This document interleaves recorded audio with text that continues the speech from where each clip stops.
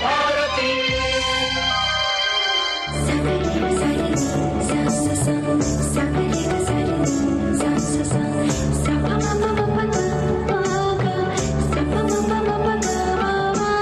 सखी सहेली।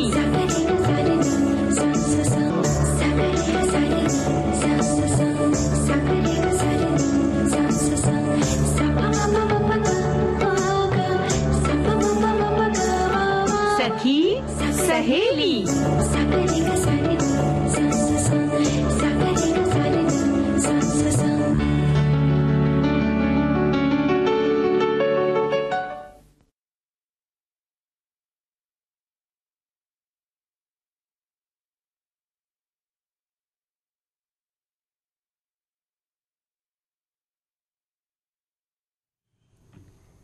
कार्यक्रम सुनने वाले हमारे सभी श्रोताओं को और चंचल मंदाकिनी आपको भी मेरा नमस्कार। और सभी सुनने वाली सखियों और सखाओं को मंदाकिनी जोशी का नमस्कार। साथ में मेरे साथ हैं चंचल भी, आपको भी नमस्कार। नमस्कार नमस्कार। हमारे सभी जो सुनने वाले हैं रेडियो सेट के सामने बैठ गए हैं और इंतजार कर रहे हैं कि आज के पिटारे में भाई क्या खुलने वाला है। बिल्कुल। तो हम बता देते हैं, आज भाई हम बात करेंगे, बहुत सारे कुछ अच्छे अच्छे से विषय हैं। हमारे श्रोताओं ने भी इन पर लिखना शुरू कर दिया है। हाँ। कि कई बार गलती जाने या अनजाने हमसे हो जाती है, तो उसको सुधारने के लिए या अपने संबंधों को वापस से पहले की तरह बेहतर करने के लिए हम क्या करें, उसकी माफी मांग लें। और एक बड़ा छोटा सा और प्यारा सा शब्द है, इसे हम मैजिकल वर्ड भी कहते हैं, यह सॉरी। अगर ये ना कहा जाए तो कई बार मन में वो खटास सी पलती रहती है कि देखो गलती भी की और एक सॉरी भी नहीं बोला गया इनसे। तो ये एक बड़ा मैजिकल सा वर्ड है, अगर आप कह दें तो रिश्ते पहले की तरह बहुत अच्छे बन सकते हैं, सुधर सकते हैं। इसके बारे में बात होगी, लेकिन बहुत ज्यादा बोलना भी अच्छा नहीं ना, इसलिए थोड़ी थोड़ी लगाम हमें भी लगानी होगी। और इस पर हम बात भी करेंगे कि बोलना है लेकिन संभल कर बोलना है आपको। और एक बात हम करेंगे हमारी संस्कृति और फैशन पर। बिल्कुल। और जब जब दौर बदलता है, फैशन का दौर भी बदलता है। फैशन यानी क्या, एक दौर आता है, एक चलन होता है, इसी को हम फैशन से जोड़ देते हैं। खासकर इसे हम लिबास से जोड़कर देखते हैं, लेकिन सिर्फ लिबास ही नहीं, इसके साथ पहनने जाने वाली और भी बहुत सारी चीजें हैं। या कई बार हम कहते हैं ना कि भाई इस तरह के गानों का चलन है, इस तरह की फिल्मों का चलन है, आजकल पर्दे ऐसे चल रहे हैं, आजकल हेयर स्टाइल ऐसी चल रही है। फैशन हमारी पूरी जिंदगी से जुड़ा एक शब्द है। हाँ जी। खाली हमारे सलवार कुर्ते या हमारी साड़ी से जुड़ा शब्द नहीं है, हमारी सोच से जुड़ा भी है कि आप किस तरह की चीज को अडॉप्ट करते हैं, आप किस तरह की चीजों को पसंद करते हैं। बिल्कुल। और कई बार ये भी होता है चंचल कि फैशन कुछ चल रहा होता है लेकिन हमें वो चीज पसंद नहीं होती, तो वो हमारे फैशन में शामिल नहीं होती है ना। तो हमारी मान्यताओं से भी ये जुड़ा है। इसके अलावा भी बुधवार का दिन है तो कुछ व्यंजन की बातें भी होंगी। और हमारी जो बड़ी कहते हैं ना कि सुगढ़ सखियां हैं जो रसोई के काम में बहुत होशियार हैं, हाँ, उन्होंने व्यंजन विधियां लिखकर भी भेजना शुरू किया है। तो बातें तो होती रहेंगी, लेकिन साथ में गाने सुनना भी जरूरी है। तो चलिए पहले सुनते हैं ये प्यारा सा गीत।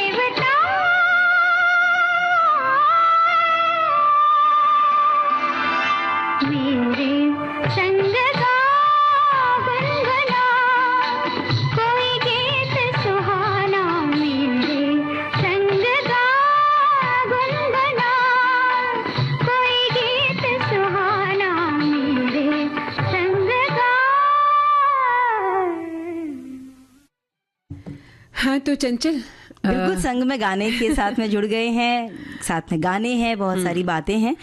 तो सॉरी बोलने से कोई छोटा नहीं हो जाएगा, बल्कि आप नज़रों में ऊंचे उठ जाएंगे, ऐसा हमारे एक जो सखी हैं वो लिखकर भेज रही हैं। हाँ। और सॉरी बोल देना सही होता है, इसलिए आपको वहाँ के माहौल के हिसाब से बोलना चाहिए, क्योंकि मन में तो ऐसा कुछ नहीं होता, पर सुनने वालों को पता नहीं वो किस तरह से उस बात को ले जाएं। अगर आप सॉरी बोल देने से रिश्ते सुधरते हैं तो सॉरी बोलने में ज़रा भी देर नहीं करनी चाहिए। और फिर ये लिखती हैं कि 3 मैजिकल वर्ड्स हैं, थैंक यू, सॉरी और प्लीज़।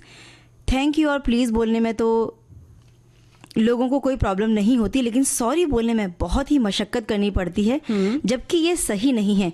गलती करना बुरी बात नहीं है, लेकिन गलती करके उसे स्वीकार ना करना ये बुरी बात है। अगर आप गलती करते हैं, उसकी माफ़ी मांग लेते हैं, तो आपकी गलती फिर उतनी बड़ी नहीं लगती। और ये बात बिल्कुल सही लिखी है। लेकिन चंचल, मैं एक बात और कहना चाहती हूँ, हमारे श्रोताओं ने तो लिखा है, सखियों ने, और हम भी इस विषय पर बात करेंगे। लेकिन होता क्या है कि हम बात तो कर रहे हैं कि हमें सॉरी कह देना चाहिए, लेकिन सबसे बड़ी बात कि हमने गलती की, पहली बात तो ये जी, अगर हमने की तो क्या हमने ये महसूस किया कि हमसे गलती हुई? हाँ, कई बार क्या होता है, हम गलती करके भी महसूस ही नहीं कर पाते कि हम गलत हैं, हम सामने वाले को ही गलत ठहराते हैं, है ना, उसी पर दोषारोपण करते हैं। तो ऐसी स्थिति में अगर आप सोचते हैं कि वो आपसे सॉरी बोलेगा, तो शायद हम गलत सोचते हैं। और अगर आप ये कहते हैं कि फिर दूसरे को सॉरी बोल देना चाहिए, तो वो भी गलत हो जाएगा, क्योंकि सामने वाले ने जब कोई गलती की ही नहीं तो वो किस आधार पर सॉरी बोलेगा? और अगर एक बार वो बोल भी देगा तो फिर हर बार उसको ही बोलना पड़ेगा। बिल्कुल, क्योंकि जिसकी आदत होती है ना कि नहीं झुकना, गलती करके भी नहीं झुकना है, अपनी बात बनाए रखनी है, अपना दम्भ जिसे हम कहते हैं, घमंड, बिल्कुल, दम्भ, अहंकार, ईगो, ऐसे ईगो हम इसे बनाए रखना चाहते हैं, तो फिर सामने वाला अनावश्यक ही कब तक झुकेगा आपके लिए? बिल्कुल सही बात है। और गलती कई बार हमसे जाने या अनजाने में ही होती है, जानबूझ के तो कुछ करते तो नहीं। अगर आपसे नहीं भी हुई तब भी आपने सॉरी बोल दिया तो कोई गलत बात नहीं है, लेकिन सामने वाले ने उसको किस अर्थ में लिया? सामने वाले ने इसे आपकी कमजोरी समझ लिया और यही सोचा कि हर बार इसे ही बोलना पड़ेगा सॉरी, तो फिर नहीं चल पाता। जैसे कहा, हमारे एक श्रोता ने भी लिखा है ना कि प्लीज और थैंक यू ये वर्ड से कोई भी बोल देता है, लेकिन सॉरी बोलना आसान नहीं है। कई बार हम लिख तो देते हैं, कई बार संदेश के माध्यम से, चिट्ठी के माध्यम से, या मैसेज में, ईमेल, कुछ भी कर दिया, लेकिन उस चीज को महसूस कितना किया आपने? लिख तो दिया आपने, क्योंकि आपको सिर्फ एक महसूस किया उस बात को कि हमने गलती की और गलती करके हमने सॉरी मांगा। बिल्कुल, एक फॉर्मेलिटी आपने जिस तरह से किया ना, वैसे ये लगने लगता है। आपने क्या उस चीज को हृदय से स्वीकार किया कि आपसे कहीं ना कहीं भूल हुई थी। तो ये अगर हम मान लें और मान के जब हम सॉरी बोलते तो बहुत सारे जो झगड़े हैं, विवाद हैं, शायद हो ही नहीं, पल में खत्म हो सकते हैं। लेकिन सबसे बड़ी बात कि हमने गलती की, इस बात को हम माने, और दूसरी बात कि हमने सॉरी बोला और दिल से भूला। जब हम इस बात को समझ जाएंगे तो फिर कोई भी झगड़ा बार बार नहीं भी होगा, हम बार बार नहीं झगड़ेंगे, क्योंकि गलती हर इंसान से होती है, कोई भी इस दुनिया में परफेक्ट नहीं है। हम सभी कभी ना कभी कहीं ना कहीं जाने अनजाने कुछ ऐसा कर बैठते हैं और हमारी किसी बात से, किसी बर्ताव से किसी के दिल को चोट भी लग जाती है। पर कई बार क्या होता है, आप सहज होते हैं लेकिन सामने वाला अनावश्यक ही आपसे असहज होता है और आपकी हर बात उसे बुरी लग जाती है। तो क्या ऐसी स्थिति में आप हर बार सॉरी कहेंगे? नहीं ना। सॉरी पर बहुत सारी बातें हमारे जो सुनने वाले हैं वो भी लिख रहे हैं। हाँ। एक ने तो लिखा है कि सॉरी कहने से आप गलतियों को मानते हैं और ये संदेश देते हैं कि आप समझदार हैं और सजीव भागी होते हैं, जिससे संवाद में सुधार हो सकता है। संबंधों का मजबूतीकरण, सॉरी कहने से आपके रिश्ते को मजबूती मिलती है, क्योंकि ये आपके साथी को दिखाता है कि आपकी समझदारी और सहमति के बारे में भी आप सोचते हैं। हमारे एक श्रोता ये भी लिख रहे हैं कि सॉरी बोलने से बनती है बात, ये विषय मुझे इतना अच्छा लगा है कि मैं क्या बताऊं। मतलब इन्हें बहुत पसंद आया है आज का ये विषय, और आना भी चाहिए क्योंकि ये विषय है भी ऐसा ही। और आगे आप लिखते हैं कि मैं विविध भारती परिवार को धन्यवाद देना चाहती हूँ कि उन्होंने सखी सहेली में ये विषय चुना। सही बात है, सॉरी बोलने से बात बनती है। कल की बात में किसी से गुस्सा थी, मैंने एक बार उसे गले लगाकर सॉरी बोल दिया, हमारे बीच सब कुछ ठीक हो गया। इसलिए छोटी छोटी बात में हम लोग मुंह फुलाकर बैठ जाते हैं या कई दिनों तक दूसरों से बात नहीं करते। ऐसा ना करें, एक सॉरी बोलकर देखें तो सही आपकी बात कितनी मतलब सुधर सकती है। बिल्कुल, नोक झोंक वाली बात जहां तक है कि मजाक में, मस्ती में हमने किसी को कुछ कह दिया, वहां सॉरी ना बोलें तो भी चलता है। लेकिन कुछ रिश्ते ऐसे होते हैं जहां माफी ना मांगी जाए तो रिश्ते बड़े बिगड़ते हैं। और एक चीज और है मंदाकिनी जी, कई बार घर में भी हम बचपन से क्या सिखाते हैं बच्चों को, चलो कोई बात नहीं, तुम छोटे हो, सॉरी बोल दो। तो सॉरी कहने में उम्र का या ओहदे का कोई मायने नहीं रखते।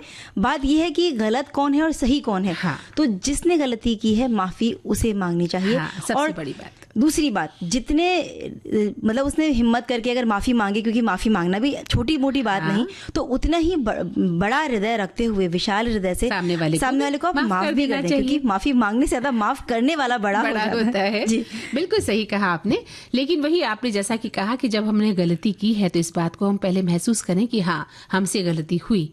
हम ये सोचते हैं कि हमसे गलती हुई ही नहीं तो फिर हम सॉरी भी नहीं मांगेंगे। इसलिए सिर्फ सॉरी कह देना या लिख देना बहुत आसान होता है, मुश्किल है उस माफी को दिल से महसूस करना। माफी मांगना अगर इतना आसान होता तो दुनिया में लोग अपनी गलतियों को स्वीकार करके माफी मांग लेते और ये झगड़े विवाद होते ही नहीं, है ना? और ऐसे नहीं कि हम गलती करते जा रहे हैं माफी मांगते जा रहे हैं, ऐसे नहीं होना चाहिए। तो इस पर एक बड़ी अच्छी हास्य सी कविता इन्होंने एक लिखकर भेजी हमारे श्रोता ने। चलती ट्रेन की खिड़की से पान मसाला थूक दिया उसने, छींटे मेरी शर्ट संग मुंह पर पड़े, देखकर सॉरी कह दिया उसने। बड़ा बेफिक्र सा हो गया मैं, किनारे बस की अपनी सीट पर सामान खिड़की से फेंक कर ऊपर बस में सॉरी कह दिया उसने। फुटपाथ पर मस्ती से चला, अपने को सुरक्षित मानकर मैं साइकिल सवार के पीछे से ठोक कर बगल से गुजरा और सॉरी कह दिया उसने। जीन्स और शर्ट में मर्दानी चाल से वो लड़का लग रहा था मुझको। हटाया जब सामने से मैंने अपने, बिना बोले तमाचा जड़ दिया उसने। तो नई पीढ़ी, नए रंग ढंग, नए लुक में ये हम सबको रोज ही तो दिखते हैं। कोई पहचान पक्की अब नहीं मिलती, हुई गलती कोई तो सॉरी कह दिया उसने। बिल्कुल, तो ऐसा ना हो कि सुंदर बात कही है कि रास्ते में आप चले, किसी ने आपको साइकिल से ठक्कर मार दी और सॉरी बोल के चला गया।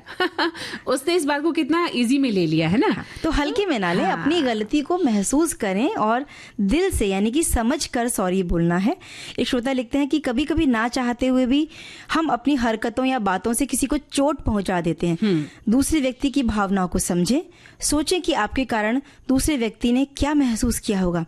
कभी कभी हमसे ऐसी गलतियां हो जाती हैं जिनका हमें बहुत पछतावा होता है। माफी मांगना आसान नहीं होता, खास कर तब जब आपको सही शब्द नहीं मिलते। ये बात भी सही है। हम सोच के ही रह जाते हैं कि अब किस मुंह से माफी मांगी जाए। जब बहुत गिल्ट होता है अपने अंदर, बहुत ज्यादा अपराध बोध से हम घिर जाते हैं, तो लगता है कि अब माफी भी किस मुंह से मांगी जाए। बिल्कुल, एक साथी लिखते हैं कि एक सॉरी से बन सकती है बिगड़ी हुई बात।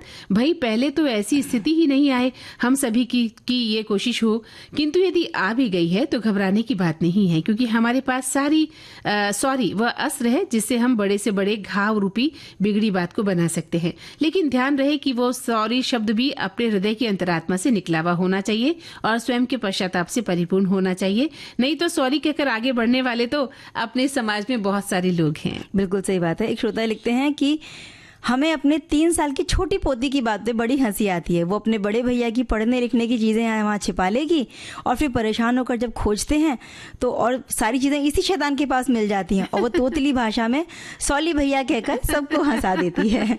क्या बात है। तो ये तो उसका अबूझपन है, उसका बचपना हुआ। लेकिन बड़े लोग जब ऐसा करते हैं तो फिर बुरा लगता है ना। अगर बड़े लोगों से ऐसी गलती होती है तो वो माफ करने लायक नहीं होती है। एक श्रोता ने लिखा है कि सॉरी से बिगड़ी हुई कोई भी बात बन जाती है। जब हम सामने वाले से माफी मांगते हैं तो वो दिल से होनी चाहिए, वहीं गलती दिल से स्वीकार होनी चाहिए। और गलती स्वीकार करते हुए सॉरी कहेंगे तो सामने वाला दिल से हमें माफ भी करेगा और रिश्ते प्रगाढ़ होते जाएंगे। बिल्कुल। तो चंचल, अब हमें भी सॉरी ना बोलना पड़े, ध्यान रखो। हाँ। एक गाना हमें भी सुनाना जी, जी, जी। है ना।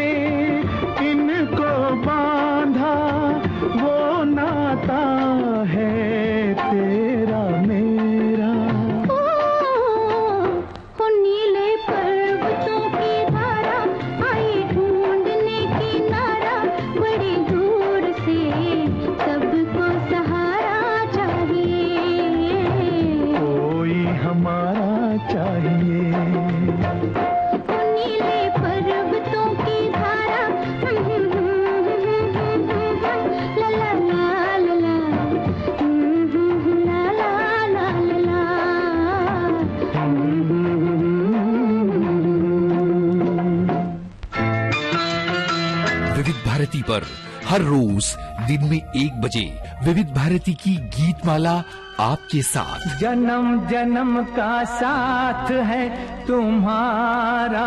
इस कार्यक्रम में हर पायदान पर होगी आपकी भागीदारी। हम और तुम, तो हम और आप पिरोएंगे गीतों की इस माला के मोती साथ साथ। हम साथ साथ हैं। जुड़े रहिए हमारे साथ विविध भारती के फेसबुक पेज पर। विविध भारती की गीत माला हर रोज दिन में 1 बजे।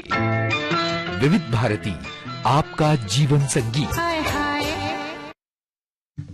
तो चंचल, आज जब आप आई जैसे ही आकाशवाणी, मैंने आपको देखा तो आप एक नए लुक में नजर आई मुझे आज। अच्छा। हाँ, आज आपका जो ड्रेस है वो भी एक थोड़ा सा अलग स्टाइल का है। बाल जो है, चेहरे पर जो बिंदी लगी हुई है और मुझे लगता है कि जो आपका चश्मा है ना, वो भी नए फैशन का चश्मा है। बिल्कुल, हम बहुत सारी चीजें जिन्हें हम डेली वियर करते हैं, चाहे वो हमारा हेयर स्टाइल हो, हमारे जूते हो, हमारी चूड़ियां हो, या हम अगर हम आदमियों के फैशन की बात करें तो किस तरह की टी शर्ट पहनी है, जीन्स पहनी है, बेल्ट कैसा लगाया है, हेयर स्टाइल कैसा बनाया है, और बाल लंबे करना, कहते हैं ना कि अब तो आदमियों के भी फैशन में आ गए। तो हर चीज जो चलन में होती है उसे हम फैशन कहने लगते हैं। तो आज हम फैशन पर ही बात करेंगे। बिल्कुल। और फैशन हमारी संस्कृति का बहुत ही अहम हिस्सा है मंदाकिनी जी, जिसके जरिए हम अपनी शैली को व्यक्त करते हैं, अपनी पहचान को भी दिखाते हैं, और बल्कि देखा जाए तो हमारे जीवन के हर पहलू में ही फैशन नजर आता है। हाँ बिल्कुल, हमारी बातों में, हमारी सोच में भी हमारा फैशन झलकता है कि हम किस तरह की बात पसंद करते हैं, है ना। आज के आधुनिक युग में किस तरह की विचार अपनाए जाते हैं, वो भी फैशन का हिस्सा ही है। तो ये सिर्फ हमारे कपड़े या उनसे जुड़ी जाने वाली जो है एक्सेसरीज से जुड़ा भी बात नहीं है, बल्कि हमारे मूल्यों और शालीनता को भी दर्शाता है। ये विभिन्न देशों और प्रांतों की संस्कृति को भी दर्शाता है फैशन। बिल्कुल। और कपड़े से कहीं ज्यादा है, जैसा भी आपने कहा, समाज का प्रतिबिंब है, हमारे मूल्यों, विश्वासों और दृष्टिकोण का एक प्रतिनिधित्व भी करता है फैशन। हम क्या कपड़े पहन रहे हैं, सामाजिक स्थिति को हम व्यक्त करते हैं, और इस तरह से हम अपने व्यक्तित्व को व्यक्त करके अपनी पहचान का संकेत भी देते हैं। बिल्कुल सही कहा। और इस तरह फैशन और लोगों के पहनावे के बीच एक सांस्कृतिक संबंध भी होता है। फैशन ने पूरे इतिहास में समाज और संस्कृति में महत्वपूर्ण भूमिका निभाई है। इसके अलावा लोगों की शालीनता और मूल्य जो हमारी संस्कृति के बहुत करीब जुड़े हुए हैं, वे सभी फैशन में परिलक्षित होते हैं। हमारी संस्कृति का एक पहलू जो लगातार विकसित हो रहा है, वही है हमारा फैशन। बिल्कुल। और हाल के वर्षों में फैशन और समाज के बीच संबंधों में रुचि भी बहुत बढ़ रही है लोगों में। बहुत सारे जो शोध इन पर होते रहते हैं, जो विद्वान हैं उनके अध्ययन भी बताते हैं कि फैशन सामाजिक, आर्थिक, सांस्कृतिक और राजनीतिक जो कारक हैं उनसे भी प्रभावित होता है, और संस्कृति और समाज को एक नया आकार भी देता है। बिल्कुल बिल्कुल सही कहा आपने चंचल। और फैशन और समाज के बीच संबंधों को अगर हम समझें तो ये भी देखते हैं कि कपड़े जो है सामाजिक स्थिति का संकेत भी कैसे दे पाते हैं। लेकिन जो फैशन सिर्फ धन संपत्ति का प्रदर्शन करने के बारे में ही नहीं होता, ये हमारे व्यक्तित्व, हमारी पहचान को व्यक्त करने का एक सशक्त साधन भी हो सकता है। बिल्कुल। हम किस तरह के कपड़े पहनते हैं और हमारे व्यक्तित्व, मान्यताओं, सांस्कृतिक विरासत का प्रतिबिंब ये बन सकते हैं। और हमारी पहचान को मुखर करने का तरीका तो ये रहा ही है। पारंपरिक कपड़ों के माध्यम से उनकी सांस्कृतिक पृष्ठभूमि को भी हम दिखाते हैं, और नए अनोखे डिजाइनर कपड़े पहनकर कई बार भीड़ से अलग भी बन जाते हैं। बिल्कुल, जैसे कि आज आप लग रही हैं। और देखिए, फैशन जो उद्योग है ना, उसने भी एक बहुत बड़ा रूप ले लिया है चंचल। हमारा समाज का एक महत्वपूर्ण हिस्सा भी बन गया है फैशन उद्योग, और ये एक प्रमुख आर्थिक शक्ति है जो रोजगार प्रदान भी करता है और देश के राजस्व उत्पन्न करने में एक बहुत बड़ी भूमिका भी निभा रहा है। हालांकि इस क्षेत्र में चुनौतियां भी कम नहीं हैं। बिल्कुल सही बात है। और हमारे श्रोता लिखते हैं कि फैशन सिर्फ कपड़ों से कहीं ज्यादा है, ये हमारे समाज का प्रतिबिंब है, हमारे मूल्यों, विश्वासों और दृष्टिकोण का एक बड़ा प्रतिनिधित्व करता है। जिस तरह से हम कपड़े पहनते हैं, उनके जरिए हम अपनी सामाजिक स्थिति को दिखाते हैं और अपनी पहचान का संकेत देते हैं। बिल्कुल। एक श्रोता लिखते हैं कि हमारी संस्कृति और फैशन, अब मुझे लगता है कि फैशन के चक्कर में हम अपनी संस्कृति से दूर होते जा रहे हैं, और ये बात बिल्कुल भी अच्छी नहीं है। फैशन को तो अपनाए ही, लेकिन साथ में हमारी संस्कृति को भी अपनाना चाहिए। आपको उतना ही जितना फैशन को अपना रहे हो, और फैशन के लिए संस्कृति को पीछे नहीं छोड़ना चाहिए। एक श्रोता लिखते हैं कि फैशन की दुनिया रंगीन मानी जाती है, इसमें समय समय से बदलाव होते रहते हैं। जो पहनावा आज प्रचलित है वह कई वर्षों बाद उसका प्रचलन नहीं होगा, और कई बार हम पैसे के अभाव में बहुत सारे कपड़े नहीं खरीद पाते हैं, बहुत समय तक नहीं रहते हैं, लेकिन हर मौसम का प्रभाव इस पर पड़ता रहता है फैशन पर। बिल्कुल सही कहा। एक श्रोता ये भी लिखते हैं कि अपनी संस्कृति जो है बहुविध संस्कृति है, और भारत में एकता के साथ ही बहुविधता प्रचलित भी है। तो इस दृष्टिकोण से देखा जाए तो फैशन भी बदलता रहता है, किंतु फैशन वो अच्छा जिसमें अपनी शालीनता नजर आए। और फैशन उद्योग पर समय का जो प्रभाव है वो फिल्म संसार का का ज्यादा प्रभाव है। नायक और नायिकाएं हमारे फैशन के मूल में रहते हैं, जो हमेशा ही हमारी शालीनता को प्रदर्शित करने में मदद नहीं अपितु विकृति उत्पन्न करते हैं। लेकिन फैशन वह अच्छा जो हमारी संस्कृति और शालीनता को उभारने में समर्थ हो। बिल्कुल सही बात है, लेकिन अब थोड़ा सा विराम लेते हैं, गाना सुन लेते हैं और फिर आगे बढ़ेंगे। बिल्कुल। जिस पथ पे चला उस पथ पे मुझे आंचल तो बिछाने दे। चंचल, अब हम लेते हैं एक छोटा सा अंतराल और फिर से मिलते हैं कार्यक्रम में, ठीक है?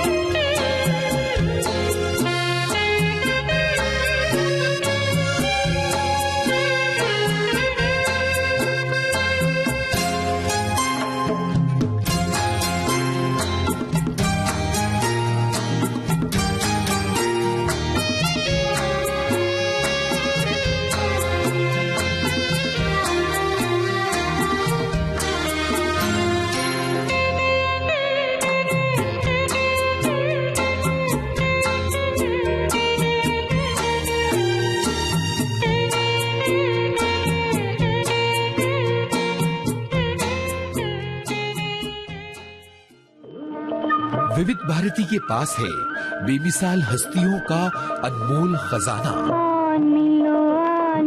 शाम सवरे।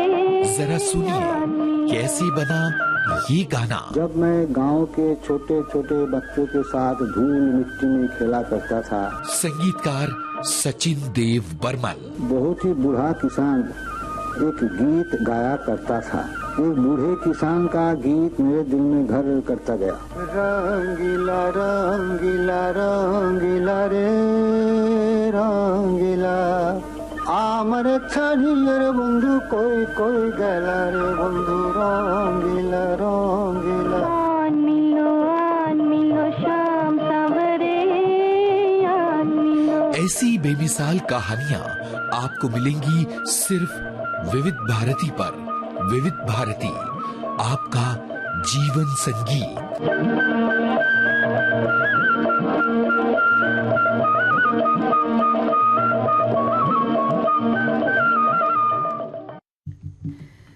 चंचल, अंतराल के बाद हम फिर से अपने सखियों और सखाओं का अभिनंदन करते हैं, स्वागत करते हैं। और हम बात कर रहे थे फैशन और हमारी संस्कृति से जुड़ी हुई बातों को लेकर।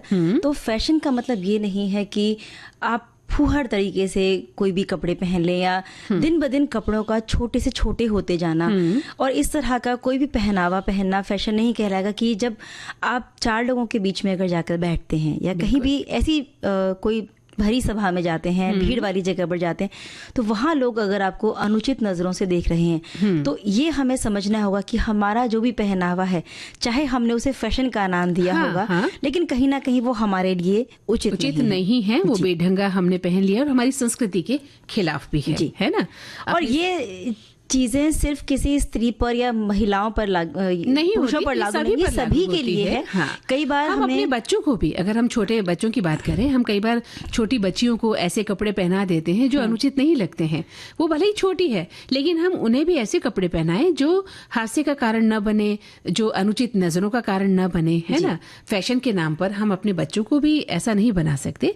हमें कपड़ों को मर्यादित रूप से पहनना आना चाहिए और तभी वो वास्तविक फैशन भी होगा। और आपने देखा, हमारे अगर हम पुरानी संस्कृति पर नजर डालें, अगर जैसे एक श्रोता ने फिल्मों पर बात कही कि हम फिल्मों से फैशन सीखते हैं, पुरानी नायिकाएं तंग चूड़ीदार पजामा पहनती थी और आज भी लौट कर वो फैशन जब आता है तो पहनावा कितना सुंदर लगता है। और कई बार वो सिर्फ उस पर्टिकुलर उस जो भी स्क्रीन पर पहनने के लिए उस सीन की वो अगर मांग है, तो उन्होंने वो कपड़ा पहना है, उसे आप ये मत समझिए कि वो आपके लिए भी उचित है।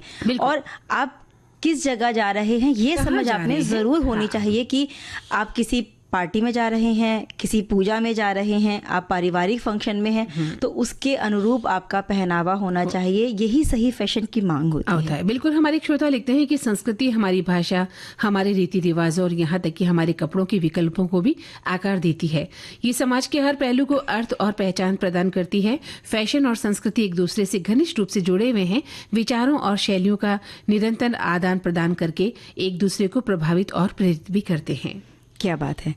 और हमारे एक श्रोता लिखते हैं कि जैसा देश वैसा भेष, यही उचित होता है।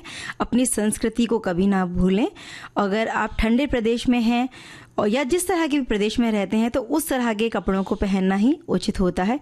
बिल्कुल। शादी ब्याह जब होते हैं सर्दी के मौसम में, तो हमने अक्सर कर देखा है कि जो महिलाएं होती हैं खास तौर पे, कहीं उनका जो पहनावा है, जो फैशन उनका है, वो नहीं दिखेगा, इसलिए वो स्वेटर या शॉल भी नहीं। तो ऐसा आप बिल्कुल ना करें। कहीं ऐसा ना हो कि इस फैशन को दिखाने के चलते आप बीमार हो जाते हैं, हो भी जाते हैं। जब हम घर आते हैं तब हमें पता चलता है कि हम जो है तकलीफ शिकार हो गए हैं और सर्दी का असर हम पर हो गया है। तो हमारे एक श्रोता लिखते हैं कि संस्कृति हमारी भाषा, हमारे रीति रिवाज और यहाँ तक कि हमारे विकल्पों को आकार देती है।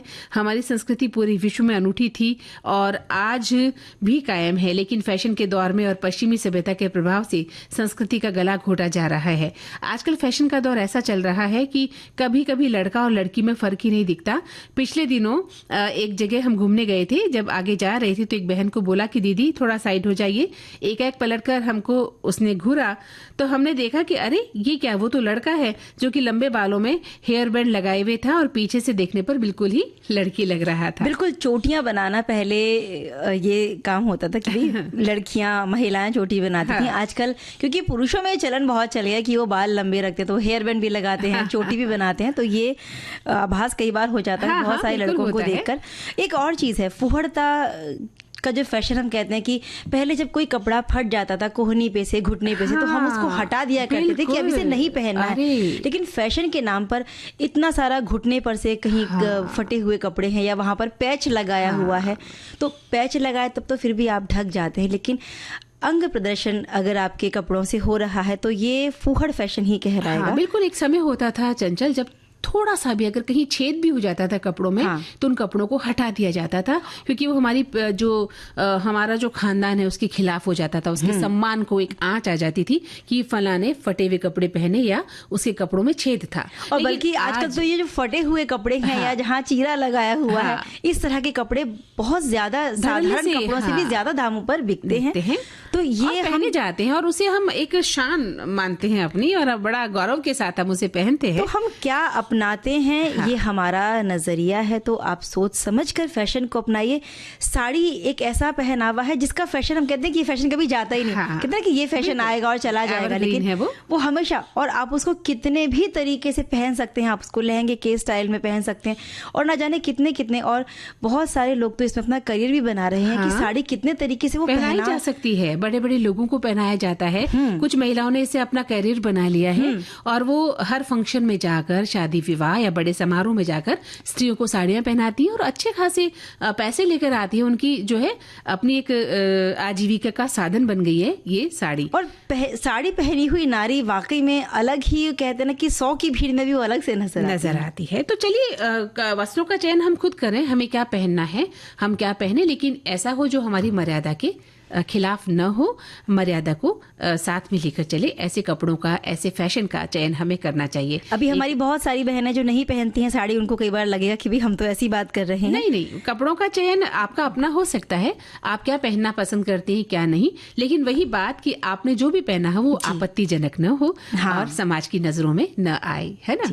वो फैशन खूबसूरत लगता है और ऐसा फैशन सभी को मान्य होता है। तो अब क्या सुनाया जाए। एक बहुत सुंदर संदेश पहले हम पढ़ते हैं फिर गाना सुनेंगे। हाँ। हमें फैशन जरूर करना चाहिए पर अपनी संस्कृति के अनुसार, ताकि वही फैशन हमारी हंसी का कारण ना बन जाए और किसी की नकल करके बिल्कुल भी हमें खुद को नहीं बदलना चाहिए। तो जो अभी आपने बात कही थी ना कि फिल्मों में हम कई बार देखते हैं, तो फिल्मों को देख देख कर उसे हम अपना रहे हैं, चाहे वो चीज हमें सूट करे या ना करे। तो किसी को देखकर अपने आप को बदलने की कोशिश ना नहीं करनी चाहिए। आप जिस परिवेश में रहते हैं उस तरह की चीजों को अपनाएं और वो फैशन आपके लिए हमेशा अच्छा ही रहेगा। एक श्रोता ये भी लिख रहे हैं कि आजकल फैशन को देखा जाए तो जो बहनें हैं वो दुपट्टा चुन्नी डालना भूल गई हैं, और क्योंकि आज का दौर ऐसा ही चल रहा है और इसे ही फैशन का नाम दे दिया गया है। तो एक समय था जब चुन्नी या दुपट्टा डालना जरूरी होता था या डाला जाता था, लेकिन आज इसका अभाव देखने को मिलता है। तो ये भी एक समय समय की बात है और समय के हिसाब से बहुत कुछ बदल रहा है, इसमें कोई शक नहीं है। तो समय की डिमांड है कि अब हमें गाना सुन लें। हाँ बिल्कुल। रूठे सैया, हाय रूठे सैया, हमारे सैया क्यों रूठे, रूठे सैया, हमारे सैया क्यों रूठे, ना तो हम बेवफा ना तो हम झूठे, रूठे सैया, हमारे सैया क्यों रूठे।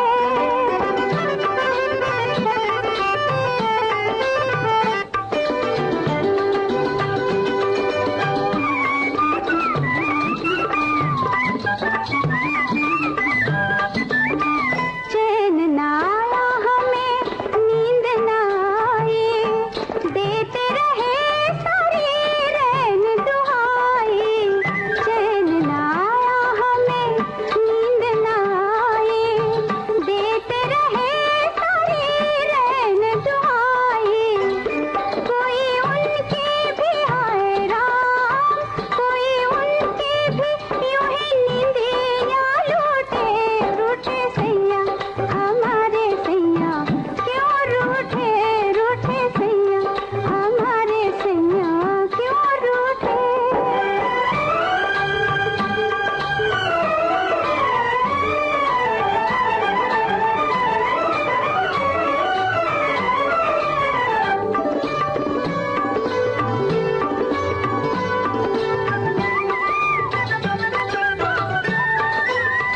कैसे न तड़पे दिल ये दीवाना, सच ही तो कहता है सारा ज़माना। कैसे न तड़पे दिल ये दीवाना, सच ही तो कहता है सारा ज़माना। लागे छूटे ना हाय राम, लागे छूटे ना चाहे दुनिया छूटे, रूठे सैया, हमारे सैया क्यों रूठे, रूठे सैया, हमारे सैया क्यों रूठे।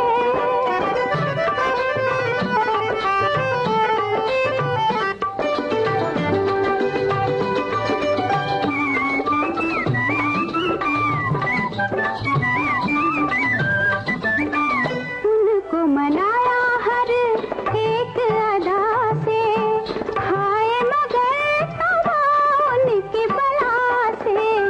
उनको मनाया हर एक अदा से, हाय मगर तबा उनकी बला से।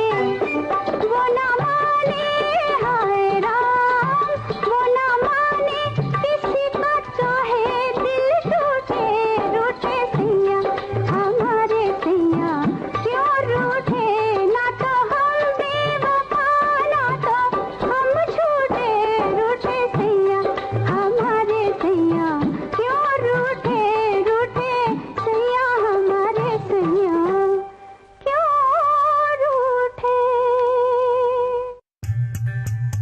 विविध भारती पर धूम मचा रहा है हेलो फरमाइश।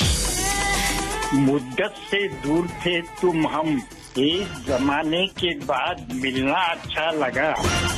जब से ये प्रोग्राम बंद हुए थे ना, सब लोग चर्चाएं करते थे कि विविध भारती से कब प्रोग्राम चालू होंगे। हम लोगों को अब सफलता मिली है तो हमें बहुत खुशी है सर। श्रोताओं की पहली पसंद, पहला प्यार होता है ना, फोन इन प्रोग्राम होता है कि अपनी आवाज करोड़ों लोगों तक पहुंचे। और एक ऐसा रेडियो स्टेशन विविध भारती है कि आवाज श्रोताओं के कानों में गूंजती है। आपको बता दें, हेलो फरमाइश कार्यक्रम के लिए आप भी कर सकते हैं फोन कॉल। रिकॉर्डिंग बुधवार को दिन में 11 बजे से लेकर 1 बजे के बीच। हेलो फरमाइश कार्यक्रम का प्रसारण मंगलवार और गुरुवार को शाम 4 बजे। पुनः प्रसारण बुधवार और शुक्रवार को दिन में 10 बजे विविध भारती पर। हेलो फरमाइश। हाँ जी चंचल, तो आज तो हम बात बहुत ही महत्वपूर्ण कर रहे हैं। आपने सॉरी पर बात कर ली है, आपने फैशन पर बात कर ली है जी। और अब आप खोई खोई सी नजर आ रही है। क्या बात है भाई? अब हमारा जो अगला विषय है यानी कि बोलें पर संभल कर, तो मैं सोच रही हूँ कि बोलूं या ना बोलूं। कहीं ऐसा ना हो कि कोई ऐसी बात हम गलती से बोल दें कि हमारे श्रोता नाराज हो जाएं। तभी आज आपने गाने भी ऐसे ही चुने हैं, रूठे सैया हमारे सैया। और अगला गाना भी कुछ ऐसा ही है। अच्छा, तो बताइए क्या कहना चाहती हैं? कुछ संभल कर ही बोलेंगी या बोलना पसंद करेंगी आप? भाई हमारी बोलने का जो भी अंदाज है ना, वो ऐसा होना चाहिए कि यही तो वो कला है बोलने की, जो या तो हमें लोकप्रिय बना देगी या फिर एक अप्रिय व्यक्ति बना देगी, या फिर कई बार तो हमें शत्रु या दुश्मन भी बना देती है। इसीलिए अपने बड़ों से भी तो हम यही सुनते आए ना मंदाकिनी, कि जब भी बोलिए संभल कर बोलिए। और ये कहावत भी है कि पहले तोलो फिर बोलो। बिल्कुल सही कहा। और एक बात और कहूंगी चंचल, कि अपनी बोली को हमेशा हमें संतुलित भी रखना चाहिए। यानी न ज्यादा तेज न ज्यादा धीमा, इस तरह की बात हमें नहीं कहनी चाहिए। और कई बार बहुत ज्यादा जल्दी जल्दी बोलने वालों की जुबान जो है दिमाग से भी तेज चलती है। जब हम बहुत ज्यादा जल्दी जल्दी बोलते हैं तो फिर हकलाहट की समस्या भी सामने आती है, या यूं कहे कि हम अपनी बात पूरी तरह से कह भी नहीं पाते। और इसकी विपरीत जब लोग बहुत धीरे धीरे बोलते हैं तो उनकी बात कई बार तो पूरी तरह से समझ भी नहीं आती, या वो अपने विचारों को व्यक्त करने में बहुत ज्यादा समय लगा देते हैं, सही शब्द खोजने लगते हैं और इतना धीरे बोलते हैं कि सामने सुनने वाला भी उबाऊ हो जाता है। बिल्कुल, कुछ लोग ऐसे भी होते हैं जिन्हें बस बोलना होता है, बोलने की ज़रूरत है या नहीं, बस वो तो अपनी बात को बोलना शुरू कर देते हैं। और बहुत सारे लोग ऐसे भी हैं, हो सकता है कि उनको ये बात नागवार गुजरे, लेकिन वो तो बिल्कुल किसी बात की परवाह नहीं करते।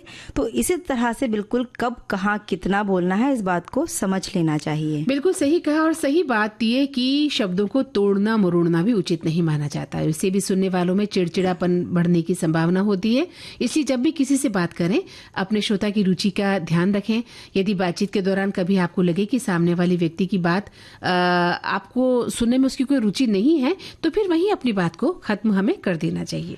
हमारे श्रोता लिख रहे हैं कि बोलने की कला अगर कहीं सीखनी हो तो देश की सुरीली धड़कन विविध भारती सेवा के यहाँ ट्यूशन कर लीजिए। अच्छा, आपके मुख से नाप तोल कर ही शब्द बाहर आएंगे। तो भाई ऐसा बिल्कुल नहीं है। और एक श्रोता लिखते हैं कि आप कहीं से भी कुछ भी सीख सकते हैं। अगर आपको लगता है कि विविध भारती के माध्यम से आप कुछ सीख पाते हैं तो ये हमारे लिए खुशी की बात है। लेकिन आप अगर सीखने का हौसला रखते हैं, सीखने का जुनून रखते हैं, आप में चाहत है, तो आप कहीं से कुछ भी सीख सकते हैं। बिल्कुल सही कहा। एक श्रोता लिखते हैं कि बहुत ज्यादा बोलने वाले अक्सर ऐसी बात बोल जाते हैं जिसे कोई पसंद नहीं करता। अपनी बात कहने के लिए बात करना जरूरी है। इसकी विपरीत कम बोलने वाले अपनी राय, अपनी बात रखना ही नहीं चाहते हैं। ये भी बहुत गलत बात है। और एक श्रोता लिखते हैं कि शब्दों में धार नहीं बल्कि आधार होना चाहिए। क्या बात है ना? जिन शब्दों में धार होती है वो मन को काटते हैं, और जिन शब्दों का आधार होता है वो मन को जीत लेते हैं। क्या बिल्कुल सही बात है। एक और श्रोता ने लिखा है कि तीर कमान से निकल जाने के बाद वापस नहीं आता, वैसे ही हमारे जो कहे हुए शब्द हैं वो भी वापस नहीं आते, क्योंकि शब्दों में बहुत ताकत होती है और ये हमारे मन पर बहुत ही गहरा प्रभाव डालते हैं। तो बोलते समय संभल कर बोलें और कम शब्दों में ज्यादा बात, ये करना हमें जरूर आना चाहिए। ऐसा हमारे श्रोता ने लिखकर भेजा है। बिल्कुल। एक श्रोता लिखते हैं कि जरूरत से ज्यादा जो बोलते हैं वो भी आदत अच्छी नहीं होती। ये भी बोलना भी मनुष्य की कमजोरी है, लेकिन बगैर डरे हुए अपनी बात को सही ढंग से रखना भी बहुत बड़ी ताकत है।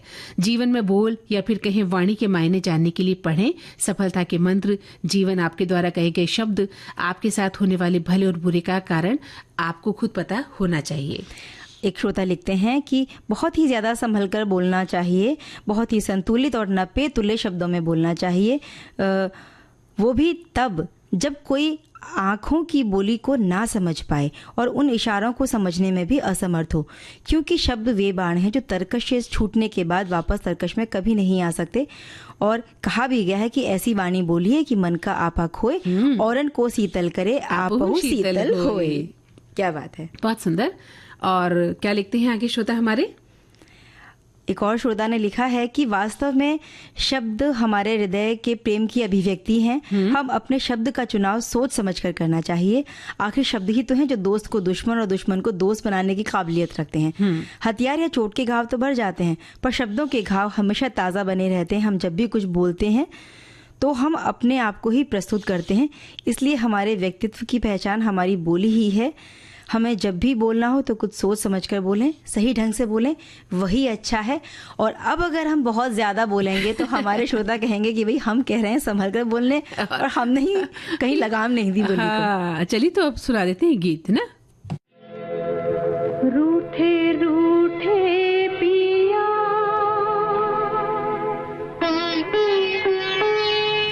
मनाऊं कैसे, रूठे रूठे पिया मनाऊं कैसे। आज न जाने बात हुई क्या, क्यों रूठे मुझसे। जब तक वो बोले ना मुझसे मैं समझूं कैसे। रूठे रूठे पिया पिया, रूठे रूठे पिया मनाऊं कैसे, रूठे रूठे पिया।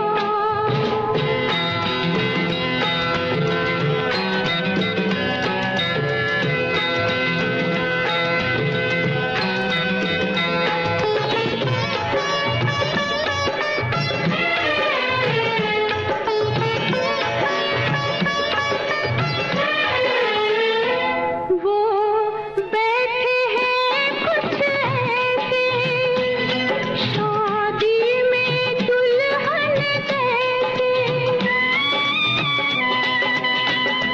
क्या बन के दुल्हा में जाऊं और उनकी मांग सजाऊं। लंबी दुल्हन ठिंगना दूल्हा, लंबी दुल्हन ठिंगना दूल्हा, जोड़ी सजे कैसे। रूठे रूठे हो, रूठे रूठे, हाँ रूठे रूठे पिया मनाऊं कैसे, रूठे रूठे पिया।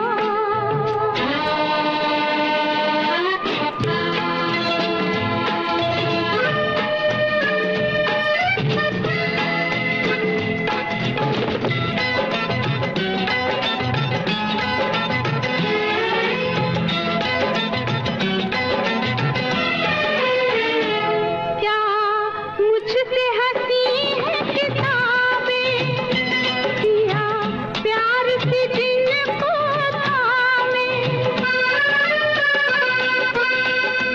मैं नैन मिलाना चाहूं पर नैन मिलाना पाऊं। सौतन चश्मा बीच में आए, सौतन चश्मा बीच में आए, नैन मिले कैसे। रूठे रूठे हो, रूठे रूठे, हाँ रूठे रूठे पिया मनाऊं कैसे। आज न जाने बात हुई क्या, क्यों रूठे मुझसे। जब तक वो बोले ना मुझसे मैं समझूं। आपको याद होगी फिल्म तारे ज़मीं पर। कसके जूता कसके बेल्ट, खोस के अंदर अपनी शर्ट, मंजिल को चली सवारी, कंधों पे जिम्मेदारी। इस फिल्म में बच्चे के पिता का किरदार निभाने वाले अभिनेता विपिन शर्मा। उन्होंने एडी ने भी बोला कि ये शो रोल सर आपके लिए तो नहीं है। मैंने बोला नहीं, मैंने थोड़ा रिक्वेस्ट किया ऑडिशन करने के लिए। तो मैंने एक बार ऑडिशन किया, जिस लड़की ने ऑडिशन किया था, रितु नाम है उसका। अच्छा। रितु ने बोला सर आपने स्क्रिप्ट पढ़ी है? मैंने कहा नहीं। उसने बोला आप अच्छा कर रहे हो, एक बार और कर लो, थोड़ा सा खड़ूस टाइप फादर है आप, थोड़ा सा अच्छा कर रहे हो, एक बार और कर लो आप, जब कर ही रहे हो। तो मैंने कर लिया एक बार और। उसके बहुत लंबे समय बाद, लगभग 2-1 महीने के बाद मुझे अमोल का फोन आया और उसने बोला कि कहाँ है तू? मैंने कहा इधर ही हूँ। उसने बोला कि आमिर ने बाप बना दिया तुझे। तो मुझे बिल्कुल समझ में नहीं आया, एकदम समझ में नहीं आया। शायद एक इंट्यूशन था मेरा जो बहुत काम आया मेरे। और मुझे पहली फिल्म, इतनी बड़ी फिल्म, एक्टिंग में इतने लंबे समय के बाद, गैप के बाद मिलना, ये भी अपने आप में बहुत बड़ी खुशकिस्मती थी। सुनिए जाने माने अभिनेता विपिन शर्मा से एक बातचीत। 30 नवंबर शाम 4 बजे सिर्फ विविध भारती पर। डिजिटल अपना बॉम्बे टॉकीज।